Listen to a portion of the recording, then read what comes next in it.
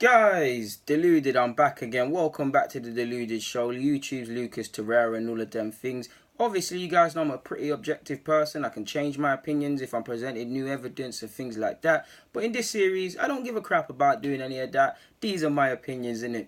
Specifically to Arsenal. And I must admit, my opinion, opinion's changed recently. I'm starting to think Mertesacker was an underrated player for Arsenal. Not in the sense of he was world class or anything. Clearly, like, it became a running joke of him being slow as a snail, and all of them sort of things there, and that. But what I mean by that is that he's had good games. If you remember the 1-1 against Manchester City again a few years back, it's only 1-1 and it ain't nothing to gasp. But if you remember that, the 2012 or so victory over Chelsea, obviously the final before he retired, and just on a general basis, I felt he was a reliable centre half.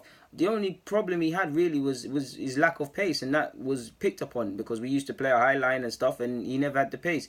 He was a good partner for Koscielny, and arguably him and Koscielny complemented each other well. But arguably, I'm starting to think, just on this basis of the vid, did he mask Koscielny's insufficiencies in the same way we were saying that Koscielny was doing that for him? I'm not too sure now, because Koscielny was, for years, Koscielny was a reliable centre-half. Koscielny, we didn't really get at him even though when we conceded mad goals and that, because he was just mopping up other people's stuff. But if you've seen in the last 12 months, 18 months, what Koscielny's become, it makes me wonder. I do think neither are Arsenal legends, but in terms of being higher up a list of sorts in Arsenal's regards, Koscielny probably pips it. But I'm looking at it on another angle, and it might be Mertesacker because he's an FA Cup winning captain. At the end of the day, he's a World Cup winner away from that.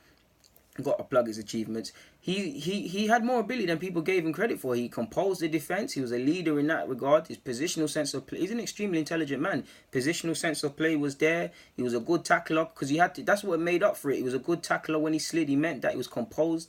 He didn't pull any punches.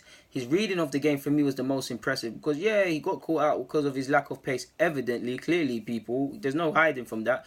But he also got away with it because he was able to read the game, drop off a couple yards, get tight when you need to, tell someone to cover when they need to. Things like that, arguably, that are missing at this club. If I could sign a Mertesacker with a bit more pace than a younger Mertesacker, I'm on it.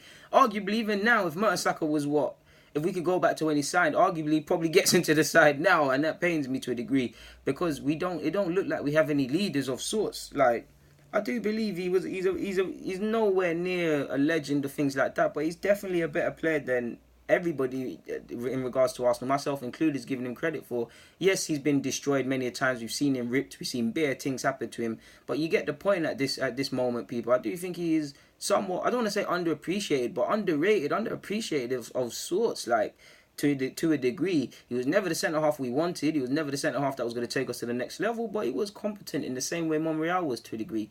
I've got nothing more to add on that, man. So yeah, guys, Deluded, get in the comments, subscribe, and do the rest if you wish. I'm out, man. Mertesacker, big up yourself.